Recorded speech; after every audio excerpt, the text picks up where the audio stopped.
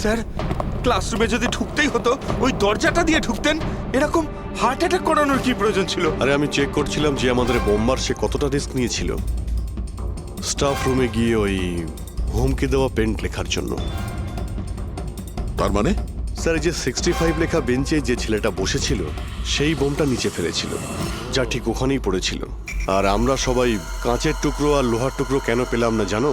মানে ওটা homemade bomb ছিল? এক্স্যাক্টলি, এটা হোমমেড বোম ছিল। এই যে বাড়িতে ব্যবহার হয় না ব্লিচিং পাউডার ইত্যাদি, এগুলো দিয়েই বানানো হয়েছিল। সেই কারণেই ওই এভিডেন্স প্যাকেটে ব্লিচিং পাউডারের গন্ধ আসছিল। স্যার, এই ব্লিচিং পাউডার ওর ওই বেঞ্চেও লেগে রয়েছে। স্যার, তাহলে ওই বডিটা কার ছিল? আলুকে কঙ্কালটা ফরেন্সিক ল্যাবে নিয়ে গেছে, জানা যাবে সেটা কার। আচ্ছা রবিবাবু, স্টুডেন্টরা কোথায়? স্যার, সবাইকে বাড়ি পাঠিয়ে দিয়েছি। আর এই স্টুডেন্টটা কোথায়? টেবিল নাম্বার 65-এ যে বসেছিল। স্যার, নাম্বার 65 তো আরিয়ানের। স্যার, ও 1 নম্বরের দুষ্টু ছেলে। কলেজে সব প্রফেসরদের জ্বালিয়ে খেয়েছে, 1 নম্বর দুষ্টু। আরিয়ান, চলো এবার আমরাও ওকে একটু বিরক্ত করি। I am sorry sir, I am sorry. চুপ! এই জন্য কলেজে জয়েন করেছো? কলেজটাকে বোম দিয়ে উড়ানোর জন্য? কেন করেছো এটা? স্যার, এক্সাম আসছিল আর আমি একদম তৈরি ছিলাম না। তো ওই দিন আমি স্টাফ রুমের ভেতরে যাই আর কলেজটাকে বোম দিয়ে ওড়ানোর হুমকি দিয়েছিলি?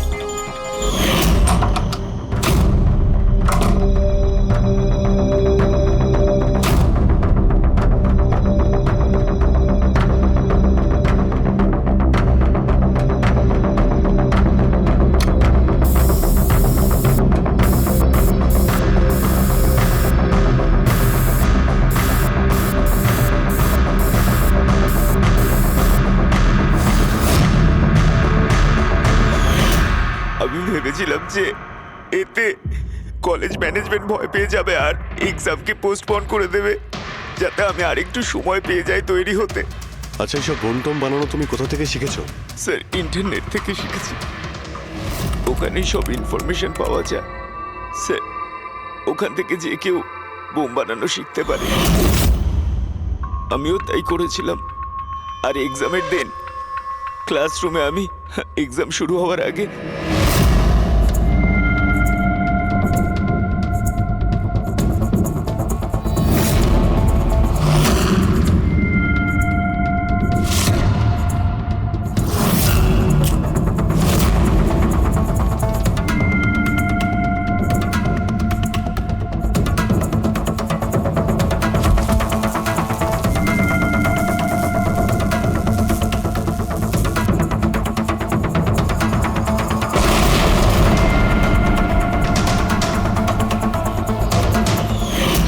যদি এই বুদ্ধিটা পড়াশোনায় কাজে লাগাতে, তাহলে অনেক বড় কাজ করতে পারতে। স্যার, আমি এইসব এক্সামটা বন্ধ করতে করেছিলাম।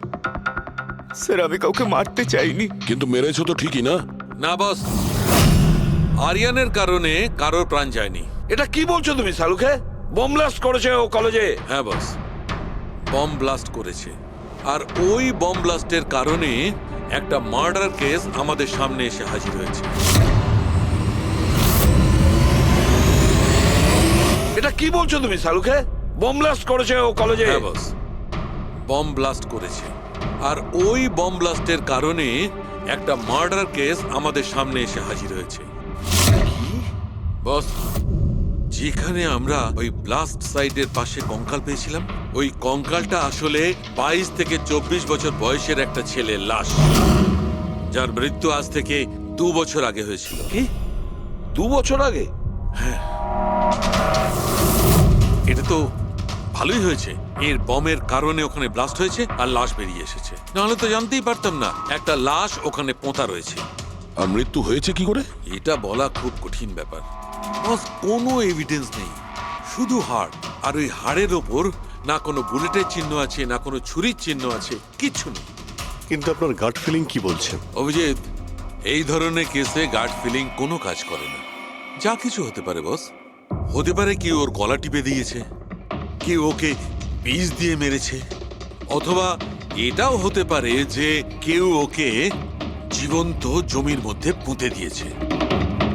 কিন্তু বস, এত কিছু সত্ত্বেও একটা সাফল্য পাওয়া গেছে। কি? এই দেখো, এইটা।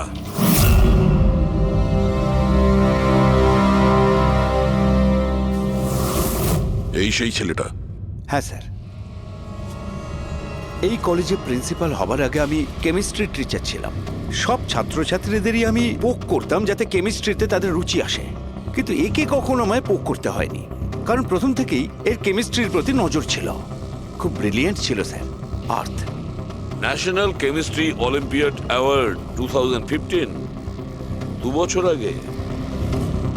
আগে হ্যাঁ, আমরা এই অ্যাওয়ার্ড পেয়েছিলাম। আর শালুখের কথা অনুযায়ী ওর মৃত্যু 2 বছর আগে হয়েছিল। আপনাকে কেউ কিছু বলেনি যে ও চলে গেছে, ও নিখোঁজ হয়ে গেছে? পুলিশের রিপোর্ট তো নিশ্চয়ই করেছে। না স্যার, আমাকে কেউ কিন্তু বলেনি। কে যেন বলেছিল এর আর ওর বাবার মধ্যে কোনো বনিবনা ছিল না, তাই বাড়ি ছেড়ে চলে আসে।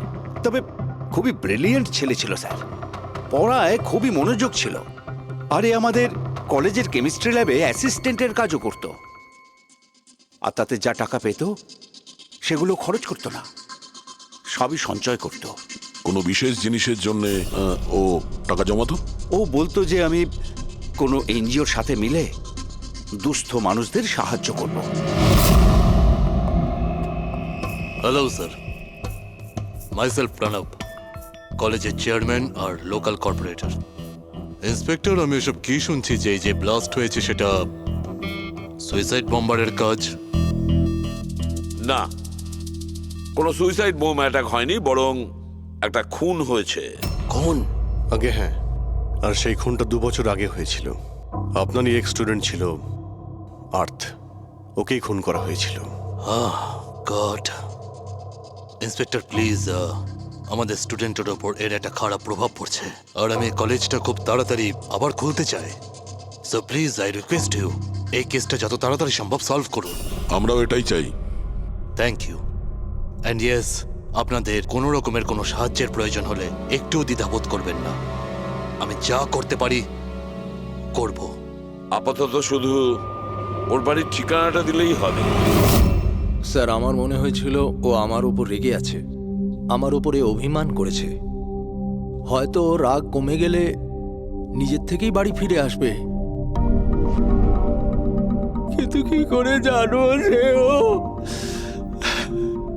কিন্তু আমরা শুনেছি যে আপনাদের মধ্যে সবসময় নাকি কোনো না কোনো ঝামেলা হতো। হ্যাঁ স্যার, এখন রিয়েলাইজ করতে পারছি যে বেশিরভাগ ভুল আমিই করেছিলাম। আমি নিজেকে একজন ভালো বাবা করে তুলতে পারিনি। ও ঘর ছেড়ে কবে গেছিল আপনার মনে আছে? 12ই আগস্ট 2015। বলেছিল কলেজ যাচ্ছে, তারপর আর ফিরে এলো না। আপনি আপনার ছেলের বন্ধু বান্ধবদের জিজ্ঞাসাবাদ করেননি? হ্যাঁ স্যার, করেছিলাম, কিন্তু ওরা কিছু বলতে পারলো না। পুলিশে নিশ্চয়ই কমপ্লেন লিখিয়েছিলেন? প্রত্যেকটা স্টেটের খবরের কাগজে ওর হারিয়ে যাওয়ার খবর ছাপিয়েছিলাম, কিন্তু তাতেও কিছু হয়নি। আমরা ওর রুমটা কি একবার দেখতে পারি? স্যার, ও চলে যাওয়ার পর থেকে ঘরটা বন্ধই রেখে দিয়েছিলাম। যদি আপনারা মনে করেন যে এখান থেকে কিছু নিলে ওর খুনিকে ধরা সম্ভব হবে, তাহলে প্লিজ প্লিজ আপনারা নিতে পারেন। এসব কেমিস্ট্রির বই, আমরা তো কিছু বুঝতেই পারবো না এর।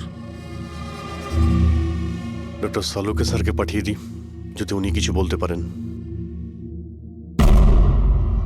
আচ্ছা, এই যে ফটোগ্রাফটা আছে এইখানে, কলেজের প্রিন্সিপাল স্যারের সঙ্গে যে 4 জন আছে এইখানে, এদের সবাইকে চেনেন আপনি? হ্যাঁ, এরা ওর ছোটবেলাকার বন্ধু। তুষার, লোকেশ, বীর, খুশি, ওরা সব কলেজে একসাথেই পড়তো আর খুব ভালো বন্ধু ছিল। আচ্ছা, এদের সঙ্গে একবার দেখা করি। এদের অ্যাড্রেস দিন তো আমায়। হ্যাঁ,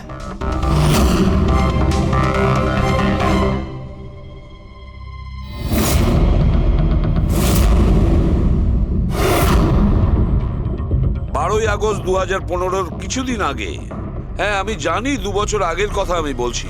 তোমরা একটু ঠান্ডা মাথায় ভেবে দেখো, দেখো কিছু মনে পড়ে কিনা, কি হয়েছিল। স্যার এক্স্যাক্ট কিছু তো আমার মনে নেই, কিন্তু 6 অগস্টের দিনটা আমার মনে আছে, কারণ ওই দিন আমার বার্থডে ছিল। আচ্ছা, আর ওই দিন আমি আর্থকে দেখেছিলাম। ও ও গেটওয়েকে কিছু পয়সা দিয়েছিল আর কিছু কিনেছিল ওর থেকে। গেটওয়ে? আমাদের কলেজে একে স্টোন ব্রিজের ওয়াচম্যান স্টুডেন্টদের খুব ফেভারিট ছিল। ওর সামনের দুটো দাঁতের মাঝখানে খুব বড় একটা ফাঁক ছিল। এই জন্যই আমরা ওকে গেটওয়ে অফ স্টোন ব্রিজ বলে ডাকতাম।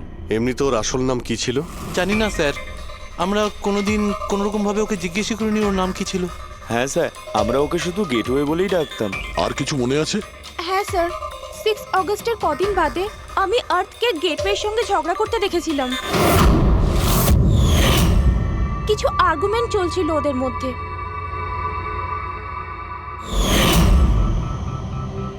ঠিক আছে, তোমরা যেতে পারো, যদি দরকার পড়ে তোমাদের আবার ডাকবো।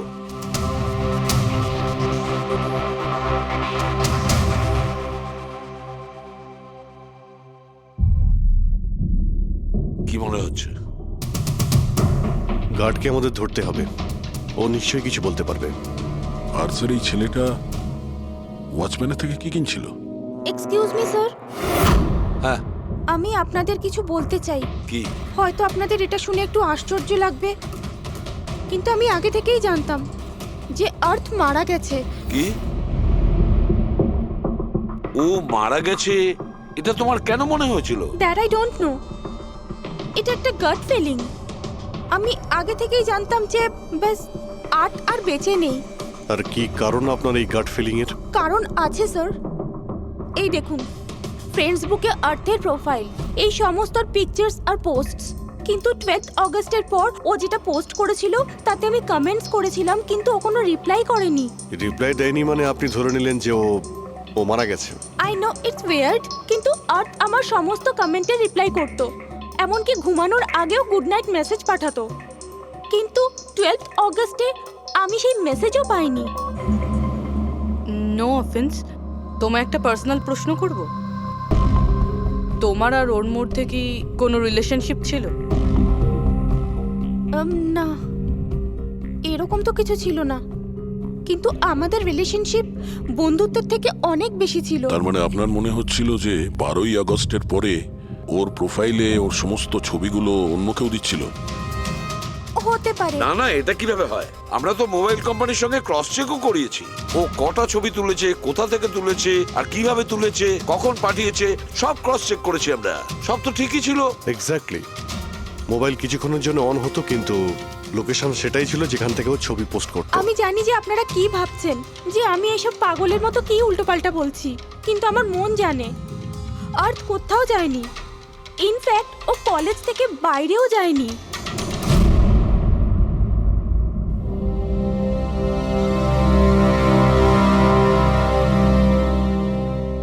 স্যার, হ্যাঁ, স্যার এটা দেখুন,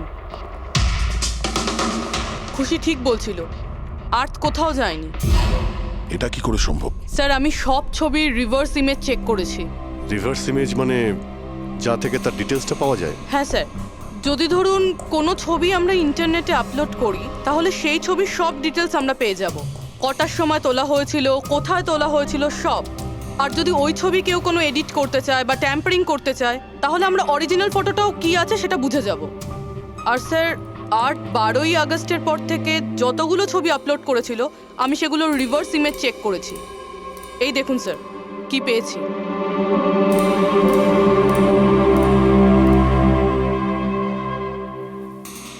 ছবি তো একই, সেম লোকেশন, সেম টাইম, শুধু ওর জায়গায় অন্য কেউ দাঁড়িয়ে আছে।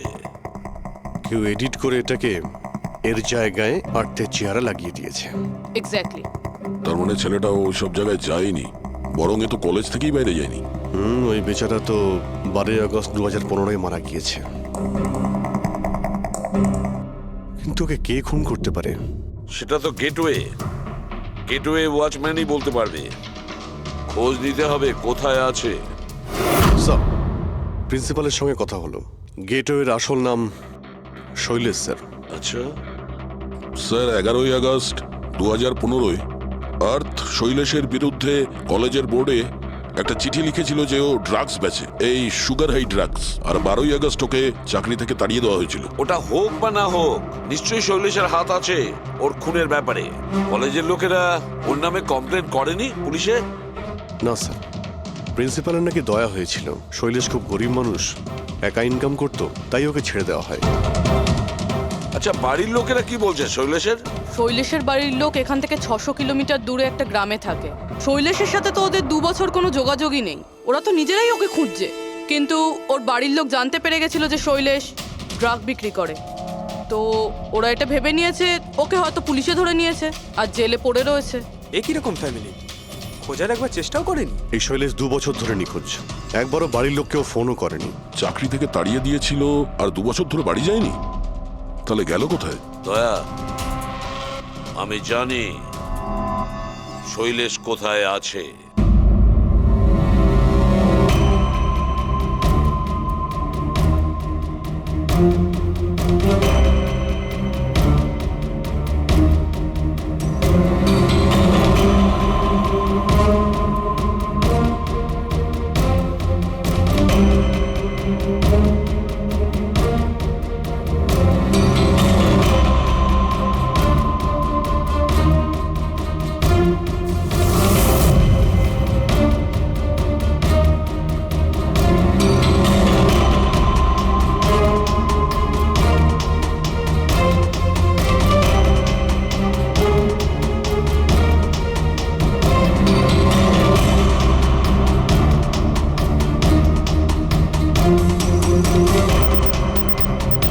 স্যার, স্যার, স্যার পেয়ে গেছি। এই দেখুন।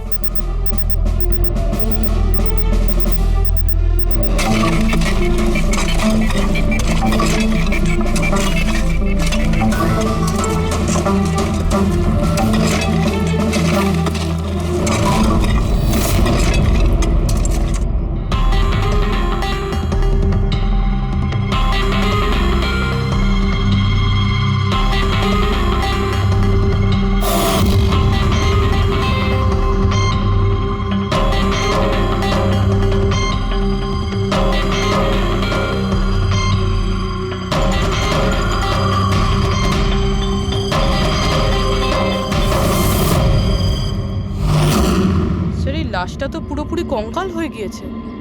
একে চিনতে পারবো কিভাবে? ডক্টর সালুখে আছে তো? এই লাশটাকে চেনার জন্য ডক্টর সালুখের কোনো প্রয়োজন নেই। এই কঙ্কাল নিজেই তার পরিচয় বলে দিচ্ছে। এই দেখো, এ দাঁতের মাঝখানে গ্যাপ আছে। কলেজের ওয়াচম্যান শৈলেশ কুমার। স্যার, আশ্চর্য ব্যাপার, পার্কিং লটে দুটো লাশ পাওয়া গেল আর কেউ এটার ব্যাপারে কিছু জানেই না। You are right. কারোর তো এটা জানা উচিত ছিল। তার তো অবশ্যই জানা উচিত যে পার্কিং লটের ফ্লোর বানিয়েছে। কলেজের কম্পাউন্ডের মধ্যে দুটো লাশের কঙ্কাল পাওয়া গেছে, আর আপনারা কিছু জানেনই না। কি না স্যার? আচ্ছা, যে পার্কিং লটের যে কাজ হয়েছে এখানে, মানে এই মেঝে বা এই সব কিছু, এগুলো কবে হয়েছিল কিছু বলতে পারবেন? এগুলো তো 7ই আগস্ট 2015। মানে 2 বছর আগে, যে সময় আর্থ মারা গিয়েছিল, মানে তার আশেপাশেই। মানে যেই এই কংক্রিটের কাজটা বা মাটি ভরার কাজটা করেছে, ও জানতো যে ও 2টো লাশের ওপর মাটি ফেলছে। হ্যাঁ, এই সমস্ত কাজ এখানে কে করেছিল? রাম আদর্শ, আমাদের কলেজের কন্ট্রাক্টর। এসব কাজ ওই করে থাকে। ওই কন্ট্রাক্টর যে অফিসের পেন্টিং করেছিল? আগে হ্যাঁ, এই পার্কিং লট আর মাটি ঢালার কাজ ওই করেছে স্যার। এই রাম আদর্শ থাকে কোথায়? লোকটা তো দেখছি বাড়িটা বেশ ভালোই হাঁকিয়েছে। একজন কন্ট্রাক্টরের এত বড় বাড়ি।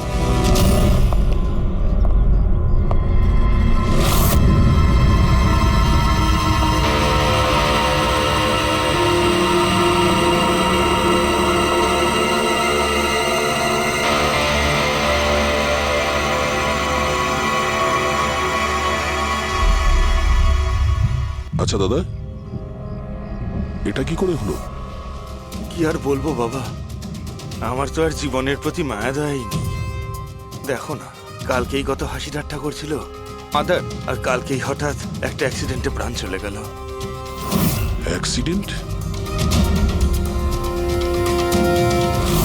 অ্যাক্সিডেন্ট? আগে আর্থ আর শৈলেশ পড়েছিল, এখন এই রাম আদর্শ। একমাত্র এই ছিল যে এই কেসের শেষ সাক্ষী। এটা কারো প্ল্যান মনে হচ্ছে বস। আর এটা তো কোনো কাকতালীয় হতে পারে না। মনে হচ্ছে কেউ জেনে গেছে যে আমরা এই কেসটাকে ইনভেস্টিগেট করছি, নিজের জীবন বাঁচানোর জন্য রাম আদর্শকে মেরে দিল। আমার তো মনে হয় এই কলেজেরই কেউ হবে। সে কে এটা জানতে কলেজের হিস্ট্রি ঘাঁটতেই হবে। স্যার, হ্যাঁ টোনব্রিজ কলেজের ফিনান্সিয়াল হিস্ট্রি একদম ক্লিন। টাকা বা ডোনেশনের ক্ষেত্রে কোনো ঘাপলা নেই। স্যার স্যার এই আর্টিকেলটা পেয়েছি। 3 আগস্ট 2015-তে AK স্টোনব্রিজ কলেজের কেমিস্ট্রি ল্যাবে স্টুডেন্টদের ওপর একটা আজব সাইড এফেক্ট হয়েছিল। সবাই অজ্ঞান হয়ে গিয়েছিল। মনে হয় কোনো কেমিক্যাল রিয়াকশন ছিল। এটা কি ধরনের কেমিক্যাল? স্যার ওটা তো অথরিটিসও জানতে পারেনি। সবাই এটাই মেনে নিয়েছিল যে কোনো একটা স্টুডেন্ট হয়তো দুটো কেমিক্যালকে একসাথে মিলিয়ে ফেলেছিল। কেমিক্যাল রিঅ্যাকশনের এত স্ট্রং এফেক্ট যে সেটা পুরো ল্যাবে ছড়িয়ে পড়ে। হতে পারে অভিজিৎ, কিছু কিছু কেমিক্যালের খুব স্ট্রং রিয়াকশন হয়, যেমন হচ্ছে নেনথানাইট। বস, আমি ওর কেমিক্যাল জার্নাল দেখেছি, ওখানে একটা অদ্ভুত জিনিস দেখেছিলাম। 10 আগস্ট 2015-তে ওর কেমিক্যাল জার্নালে একটা বিশেষ কথা লিখেছিল। কি?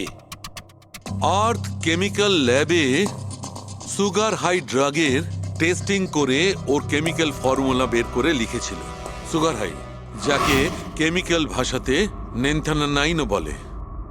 এটা একটা বিশেষ ধরনের ড্রাগ যেটা একটা অদ্ভুত নেশা সৃষ্টি করে। কিন্তু এই আর্থ সুগার হাইয়ের টেস্টিং করছিল কেন? 1 মিনিট, এগুলো আমরা নোট করি। 3 আগস্ট 2015 টুনব্রিজ কলেজের স্টুডেন্টরা অজ্ঞান হয়ে গিয়েছিল। 6 আগস্ট 6 তারিখ খুশি আর্থকে শৈলেশের সঙ্গে সুগার হাই ড্রাগ কিনতে দেখে ফেলেছে। 7 আগস্ট কলেজের পার্কিং লট তৈরি হয়, কনস্ট্রাকশন শুরু হয়। 10 আগস্ট আর্থ সুগার হাই কেমিস্ট্রি ল্যাবরেটরিতে টেস্ট করে। 11 আগস্ট আর্থ কলেজ বোর্ডকে জানিয়েছিল শৈলেশ কলেজে ড্রাগস বিক্রি করে। 12 আগস্ট 2015 শৈলেশকে চাকরি থেকে বরখাস্ত করা হয়। আর ওই দিনেই, মানে 12 আগস্টের দিনেই আর্থকে খুন করা হয়।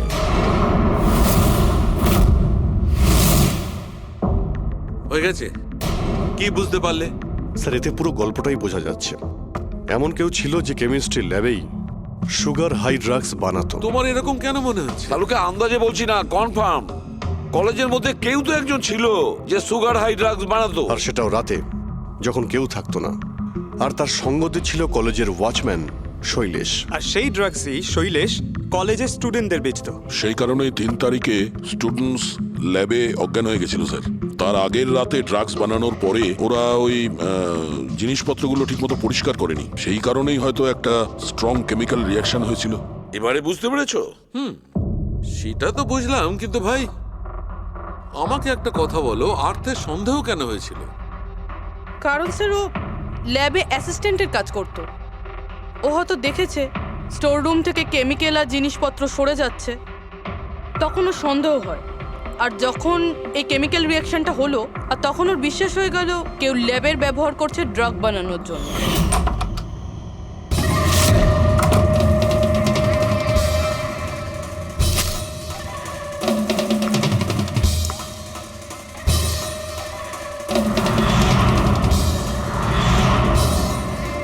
তারপর 10 তারিখে আর্থ ল্যাবে সুগার হাইয়ের টেস্ট করেছিল, এইটা জানার জন্য যে ওগুলো সত্যি সত্যি ড্রাগস কিনা। তারপর টেস্টের পরে টেস্টের সমস্ত ডিটেল ও একটা রিপোর্টে লিখে নিল। যখন ওর জানতে পারলো যে এই সুগার হাই একটা ড্রাগস, তখন ও কলেজ বোর্ডকে একটা চিঠি লিখেছিল। যখন এই কথা ওই ড্রাগ বানানোর লোকেরা জানতে পারলো, তখন ওরা ভয় পেয়ে গেছিল কে এই অর্থ ওদের কাছে পৌঁছে যাবে, সেই কারণে আর্থকে মেরে দিয়েছিল। তারপরে স্যার শৈলেশকে মারে, যাতে ওর কোনো উইটনেসই না বেঁচে থাকে। কিন্তু স্যার, এরকমটা কে করতে পারে? যে কেউ হতে পারে, যার কেমিস্ট্রির ওপর খুব ভালো দখল আছে আর যে সবসময় ল্যাবে যাতায়াত করতো। স্যার, ওই কলেজের প্রিন্সিপাল, উনি তো শৈলেশকেও পুলিশের কাছে দেননি। কেমিস্ট্রির নলেজ তো লোকেশ, তুষার আর বীরেরও রয়েছে। হায়ার স্টাডির জন্য ওরা বড় বড় ইনস্টিটিউটেও গিয়েছিল, তাও সেটা স্টুডেন্ট লোন বা স্কলারশিপ ছাড়া। এত টাকা পেলো কোথা থেকে ওরা? স্যার, হতে পারে তার মা বাবা দিয়েছে, বা এমনও হতে পারে কোনো বেআইনি কাজ করেছে টাকার জন্য। যে কেউ হতে পারে, এদের মধ্যে কেউ বা বাইরের কেউ, কাউকে ভরসা করা যায় না। একটা কথা, এই আপনাদের এই খুশির ওপর ভরসা আছে স্যার? কেন দয়া? মানে যদি এই খুশি ভরসা করার মতন হয় তাহলে আমার কাছে একটা প্ল্যান আছে। কিরকম প্ল্যান? আর্থ, শৈলেশ আর রাম আদর্শ তিনজনেই মারা গেছে, আর তোমার ষড়যন্ত্র আমি সব জানি। আর যদি তুমি চাও যে এটা গোপন থাকুক, তাহলে আজকে কলেজের পার্কিং লটে 1 কোটি টাকা নিয়ে চলে এসো। এই মেল পড়ে খুনি খুব ঘাবড়ে যাবে, এটা মনে করে যে কেউ তো আছে যে ওর আসল ব্যাপারটা জানে। স্যার আই এম শিওর আজ রাতেও নিশ্চয়ই আসবে। আর উইটনেসকে মারার চেষ্টাও করবে। তাই তো আমি বলছি স্যার, এসব কিছুর জন্য খুশির জীবনের রিস্ক নেওয়া কি ঠিক হবে? যদি অচেনা কাউকে দেখে খুনি ওখানে না আসে। আর আমাদের এমন কাউকে চাই যে ওই কলেজেই পড়ে। আর যাকে দেখে ওর মনে হয় যে হ্যাঁ, এ হয়তো ওর আসল ব্যাপারটা জানে। খুশি, তুমি একদম ভয় পাবে না, আমাদের টিম ওখানে থাকবে। ওকে, কিচ্ছু হবে না তোমার। এটা জিপিএস মাইক্রোচিপ, তুমি এটা তোমার কাছে রাখবে, আমরা তোমাকে ট্র্যাক করতে থাকবো।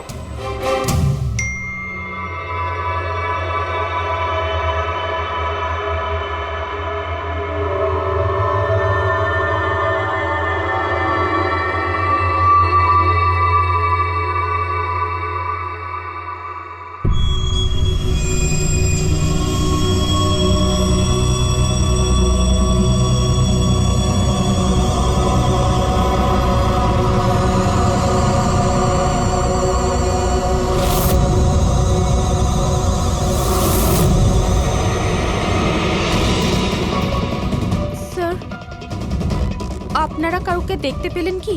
না, এখনো পর্যন্ত না। ঘাবড়িও না, তুমি শুধু অ্যালার্ট থেকো ব্যাস। তুমি একদম ভয় পাবে না, আমরা তোমার আশেপাশেই আছি, বুঝেছো? ওকে ওকে স্যার।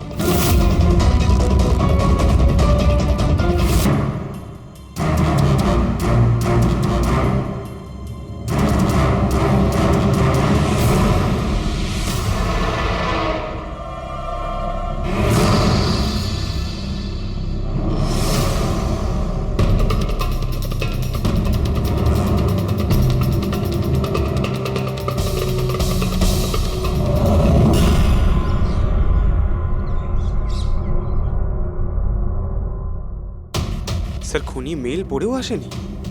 আরে পঙ্কজ, হতে পারে সে মেলটা দেখেইনি। বা এটা হতে পারে যাদের আমরা মেল করেছিলাম এদের মধ্যে কেউ খুনি নয়। খুশি, তুমি অনেকটা টায়ার্ড হয়ে গেছো, যাও তুমি ঘরে গিয়ে rest now. And thanks for everything. যদি কোনো জিনিসের প্রয়োজন হয় আমাদের ফোন করো, ওকে?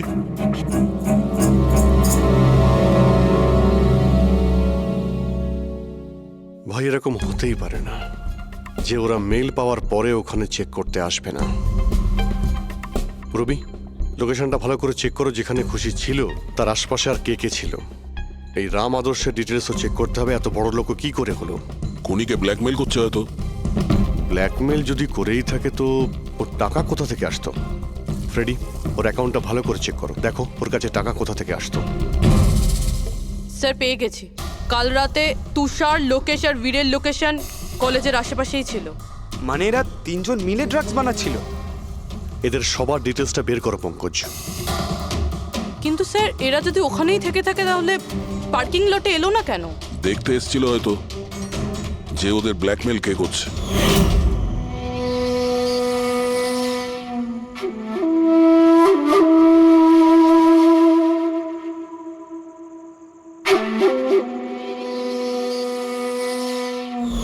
আর ওরা হয়তো খুশিকে দেখে ফেলেছে, ওকে কেউ মেরে ফেলতে পারে। ফোন করো ওকে।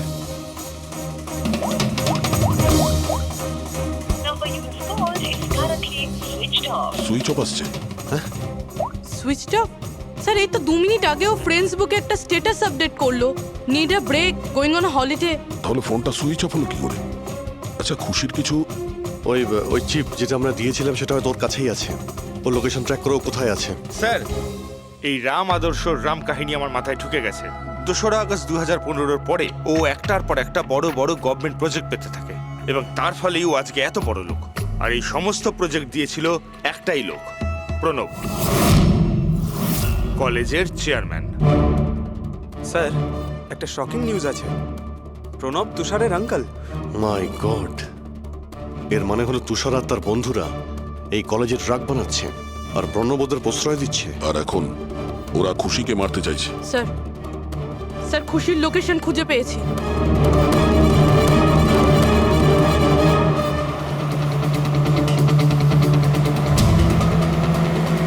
খুশি এখন কোথায় আছে? স্যার কোনো একটা আন্ডার কনস্ট্রাকশন সাইটে গিয়ে আটকে গেছে।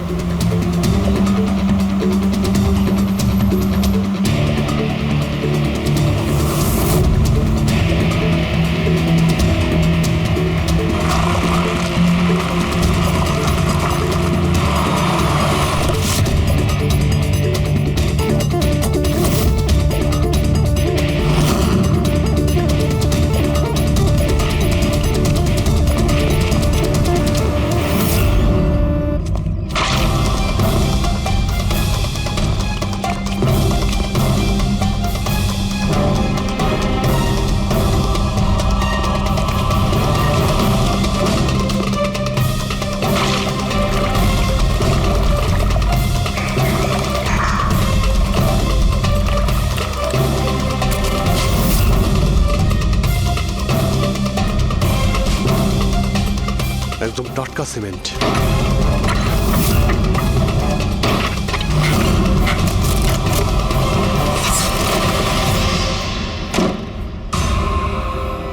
খুশি,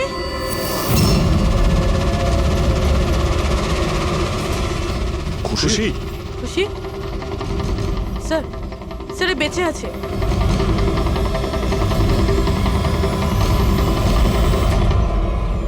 খুশি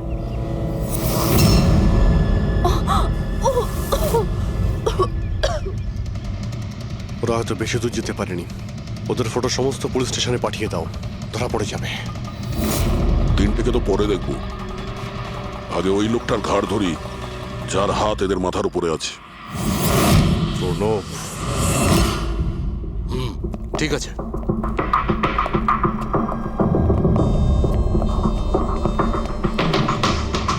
আপনারা আগে হ্যাঁ, ওই দিন তো আপনিই বলেছিলেন যদি কোনোদিন কোনো প্রবলেম হয় আপনার কাছে চলে আসতে। হ্যাঁ, অফকোর্স আই রিমেম্বার। প্লিজ আমাকে বলুন আপনাদের কিভাবে সাহায্য করতে পারি। না ঠিক আছে, আমরা এখানে কিছু জিজ্ঞাসা করতে আসিনি, একটা ব্যাড নিউজ দিতে এসেছি। Bad news? আগে হ্যাঁ, ওই মেয়েটা আছে না খুশি, ও বেঁচে গেছে। খুশি?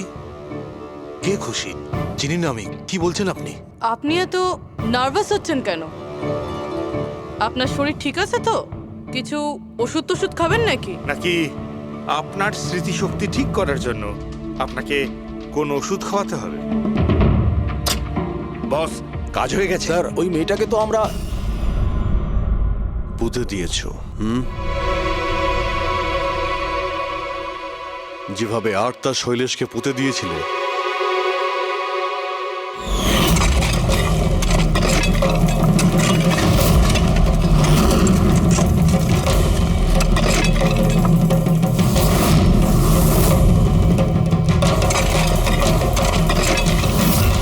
অন্তত ওই জুতোর থেকে ওই সিমেন্টগুলো তো পরিষ্কার করে নিতে, যার নিচে ওই মেয়েটাকে কবর দিয়েছো।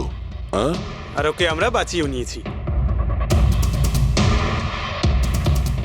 বলুন প্রণব বাবু, কিছু বলবেন আপনি? আমি অনেক টাকা কামাতে চেয়েছিলাম, আর তার জন্য সব থেকে সহজ উপায় ছিল ড্রাগস। আর আজকালকার ছেলে মেয়েদের এই নেশা করতে বেশি সময় লাগে না। আর তারপর আমি ড্রাগস বাইরে থেকে নিয়ে এসে আমার স্টুডেন্টদের বিক্রি করতে চাইনি। এই জন্য আপনি নিজেই ড্রাগস বানানো শুরু করে দিলেন এই কলেজের ল্যাবে।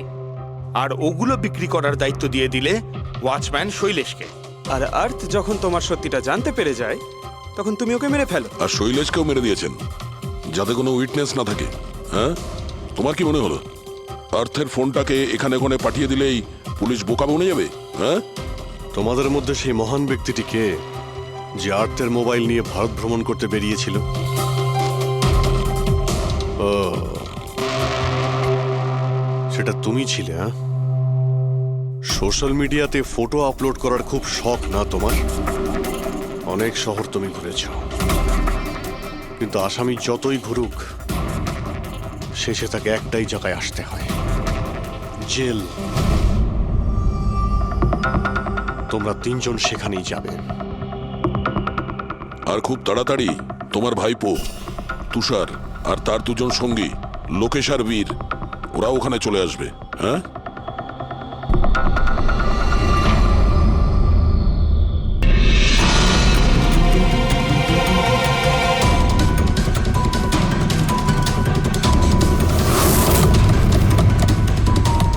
নিখিল, Nikhil sir, Nikhil, open the door sir. কি হয়েছে ভাই?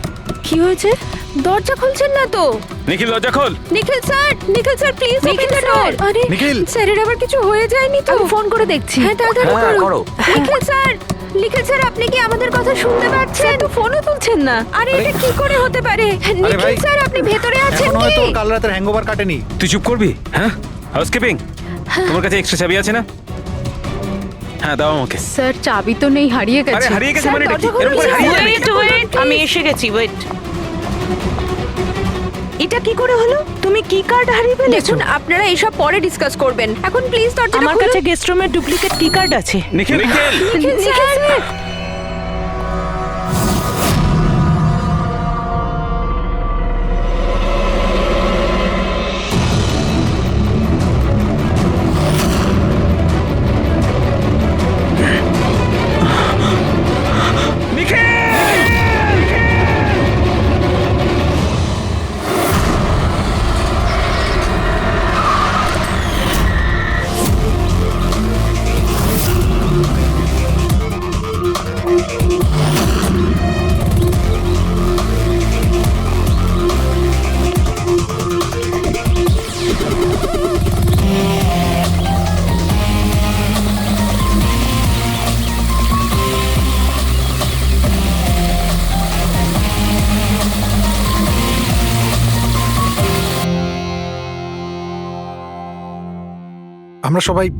আমরা সবাই একটা স্টার্ট আপ কোম্পানি নিকিটুনের জন্য কাজ করি।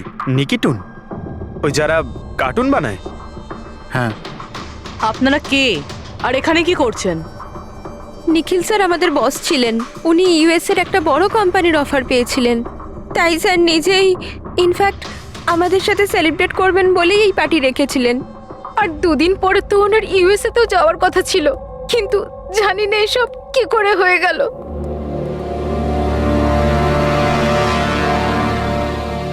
প্লিজ নিজেকে একটু সামলান।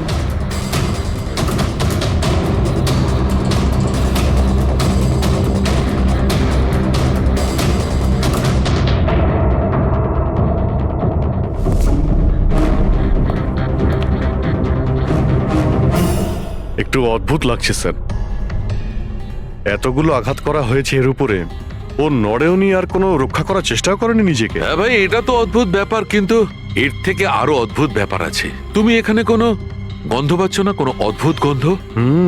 একটা অদ্ভুত স্মেল পাচ্ছি। এটা একটা বিশেষ ধরনের কেমিক্যাল। আর দেখো, এর যেই নাকের হাড়টা দেখছো, এটা খুব খারাপভাবে ভেঙে গেছে। আর এইটা, এর খাদ্যনালীটাও খুব খারাপভাবে ড্যামেজ হয়েছে।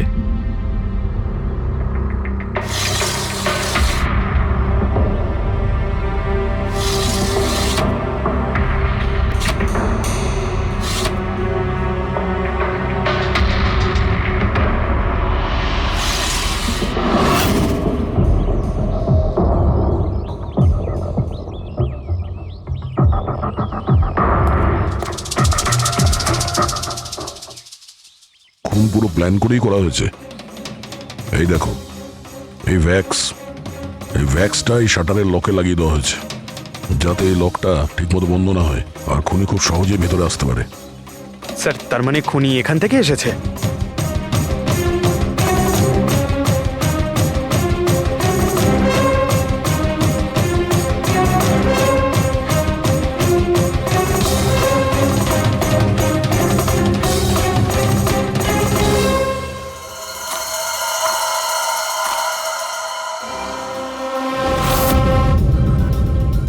পঙ্কজ,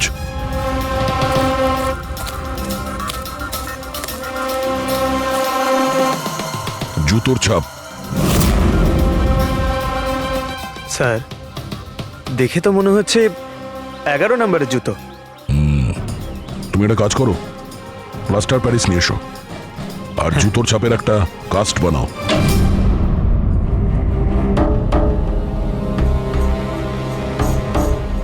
স্যার, কি কার্ড? রুমের কি কার্ড এখানে?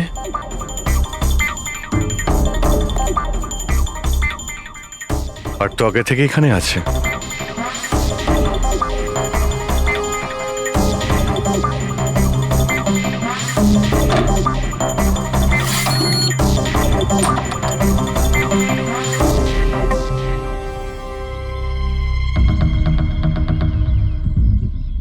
রবি, তুমি এই দরজার লক সিস্টেমটাকে চেক করাও। এইরকম দরজাতে যদি কেউ কার্ড সোয়াইপ করে ভিতরে ঢোকে, তাহলে লকের সফটওয়্যার ডেটাতে তার এন্ট্রি রেজিস্টার হয়। খোঁজ নিয়ে দেখো কাল রাত থেকে আজ পর্যন্ত কতজন এখানে এন্ট্রি নিয়েছে। স্যার, একটা কার্ড এখানে পড়ে রয়েছে, আর একটা কার্ড ওখানে লাগানো রয়েছে। দুটো কার্ড।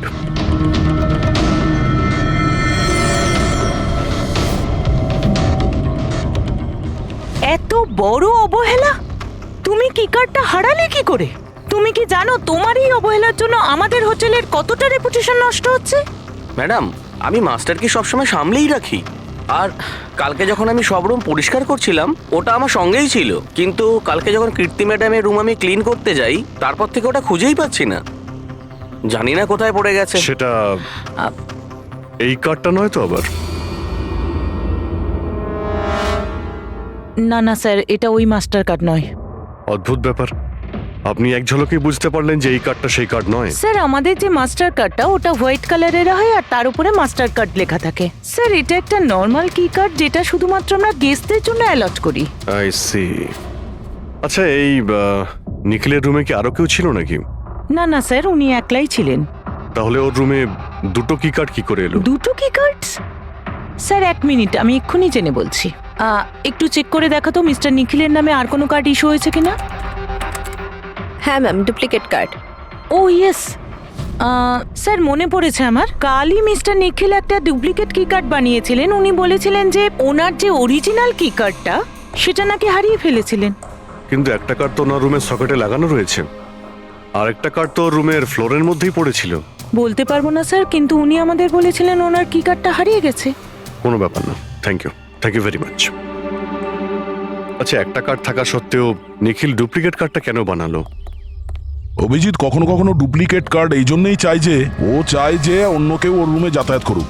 আচ্ছা, এরকম নয় তো যে নিখিলের সাথে কারোর অ্যাফেয়ার চলছে ওর অফিসে কিংবা অন্য কোথাও? হতে পারে ওই চাবিটা ওর গার্লফ্রেন্ডকে দিয়েছিল আর ওর গার্লফ্রেন্ড ওকে মেরে দিয়েছে। স্যার, দরজার লকিং সিস্টেম স্ক্যান করে নিয়েছি। রাত্রে কি কার্ড দুবার সোয়াইপ হয়েছে, একবার 1:30টার সময়, একবার 1:45টার সময়। ওই টাইমেই নিখিলের খুনও হয়েছিল, কিন্তু খুনি রুমে দুবার কেন গেছিল? দুবার নয়, 3 বার। একবার ডুপ্লিকেট কার্ড দিয়ে, একবার মাস্টার কার্ড দিয়ে, আর আরেকবার ওই জানালা দিয়ে যেটা খোলা ছিল। স্যার, আমি সবাইকে জিজ্ঞাসা করে নিয়েছি, আর প্রত্যেকেরই বক্তব্য হলো তারা রাত্রে ঘুমোচ্ছিল।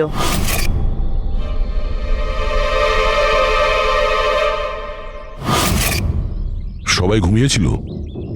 তাহলে ওই 3 জনকে যারা নিখিলের ঘরে ঢুকেছিল, আর তাদের মধ্যে খুনি কে? এর বুকের ওপর যে আঘাতের চিহ্ন আছে, এর থেকে এটা পরিষ্কার বোঝা যাচ্ছে যে একে কোনো ধারালো ছুরি দিয়ে আঘাত করা হয়েছে। তাহলে আমাদের প্রথম মার্ডার ওয়েপেন হলো একটা খুব ধারালো ছুরি। তখন বলেছিলাম না যে এর নাকের হাড়টা ভেঙে গেছে আর এর এই খাদ্যনালীটাও ড্যামেজ হয়েছে। হ্যাঁ, এই সব কিছু থেকে বোঝা যাচ্ছে যে এমন কোনো জিনিস দিয়ে ওর মুখ চেপে ধরা হয়েছিল যাতে ওর দম বন্ধ হয়ে যায়। এক্স্যাক্টলি। আর এই কাজটা করেছে কেউ এই বালিশটা দিয়ে, কারণ এই বালিশটা রোয়া আমি এর নাকের ওপর, এর গলায় আর মুখের ওপর পেয়েছি। তাহলে আমাদের মার্ডার ওয়েপন নাম্বার 2 হলো এই বালিশ। অভিজিৎ, মনে আছে ঘরের মধ্যে যখন ঢুকেছিলাম তখন আমি তোমাকে বলেছিলাম কোনো অদ্ভুত গন্ধ পাওয়া যাচ্ছে? হ্যাঁ, আপনি বলেছিলেন যে ওই কেমিক্যালের মতো একটা গন্ধ আসছে। এক্স্যাক্টলি অভিজিৎ, ওই কেমিক্যাল হচ্ছে ডায়াবেটিসের ওষুধ। যেটা ডায়াবেটিসের পেশেন্টরা প্রায় ইনজেকশনের মাধ্যমে নিয়ে থাকে। এই দেখো, এই যে এখানে। আমার মনে হয় না যে ও ডায়াবেটিস ছিল। এই যে ইনজেকশনটা কোনো আনাড়ি লোক দিয়েছে। ও একে ডায়াবেটিসের ওষুধটা শুধু মেরে ফেলবার জন্যই দিয়েছে। স্যার, ওই কেমিক্যালটা নয় তো যেটা ডায়াবেটিসের রোগীদের জন্য তো ওষুধের কাজ করে, কিন্তু যদি কোনো নর্মাল মানুষ নিয়ে নেয় বা ওভারডোজ হয়ে যায় তাহলে মারাও যেতে পারে। এক্স্যাক্টলি। এই তিনটে পদ্ধতির মধ্যে যে কোনো একটা পদ্ধতি দিয়ে একে মারা যেত। তাহলে খুনি তিনটে পদ্ধতি প্রয়োগ করলো কেন একে মারার জন্য? কারণ খুনিও একজন নয়, তিনজন। কি? ঠিক আছে, মেনে নিচ্ছি যে একে 3 রকম পদ্ধতিতে মারা হয়েছে, কিন্তু জানতে কি করে পারবো যে কোন পদ্ধতির দ্বারা এই লোকটা মারা গেছে? এইটাই সবচেয়ে বড় দাঁদা বস। এইটা সলভ করা এখনো বাকি আছে। আচ্ছা, এই পার্টিটা কি নিখিল নিজেই দিয়েছিল? হ্যাঁ স্যার, অ্যাকচুয়ালি ও ইউএসএ থেকে একটা ভালো জব অফার পেয়েছিল, তাই ওটা সেলিব্রেট করার জন্য আমাদের সবাইকে নিয়ে একটা গেট টুগেদার রেখেছিল। তার মানে নিখিলের সমস্ত স্টাফেরা এখানে এসেছিল? হ্যাঁ, নিখিল স্যারের টিমের সবাই এখানে উপস্থিত আছে। নিখিল নিজের রুমের ডুপ্লিকেট চাবি বানিয়েছিল, যদিও ওর কাছে অরিজিনাল চাবিটাও ছিল। এই ব্যাপারে তোমরা কেউ কিছু বলতে পারবে? আগে ম্যাম, সে ব্যাপারে তো আমরা কিছুই জানি না। আচ্ছা, ওর কারোর সঙ্গে কোনো অ্যাফেয়ার চলছিল নাকি? অ্যাফেয়ার? নিখিলের তো একটাই অ্যাফেয়ার ছিল। কার সাথে? নিজের কাজের সঙ্গে স্যার। উনি এত ডিটারমাইন্ড আর অ্যাম্বিশাস ছিলেন যে সব সময় শুধু কাজ কাজ আর কাজ। আচ্ছা, যখন নিখিল মারা যায় তখন আপনারা কখন জানতে পারলেন? মানে কিভাবে জানলেন? অ্যাকচুয়ালি স্যার, কালকে পার্টির পরে খুব ঝামেলা হয়ে গেছিল, তাই সকালে আমরা ভাবলাম যে একবার গিয়ে ওর সাথে সবকিছু শর্ট আউট করে নিই। তো যখন ওর রুমে গেলাম, আমরা অনেকক্ষণ ধরে দরজা ধাক্কা দিয়েছিলাম। আর স্যার, যখন অনেকক্ষণ ধরে দরজা ধাক্কানোর পরেও দরজাটা খুললো না, তখন আমরা হাউসকিপিংকে জিজ্ঞাসা করলাম, কিন্তু ওদের কাছেও মাস্টার কি ছিল না। স্যার, আমি ফোনেও ট্রাই করেছিলাম, কিন্তু উনি ফোন তুলছিলেন না। আর স্যার, তারপরে যখন ফাইনালি ম্যানেজার এসে মাস্টার কি দিয়ে দরজাটা খুললো, আমরা ভেতরে গিয়ে দেখলাম যে নিখিলের লাশ পড়ে আছে। কাল রাতে পার্টি হয়েছিল, খুব হইচই হয়, আর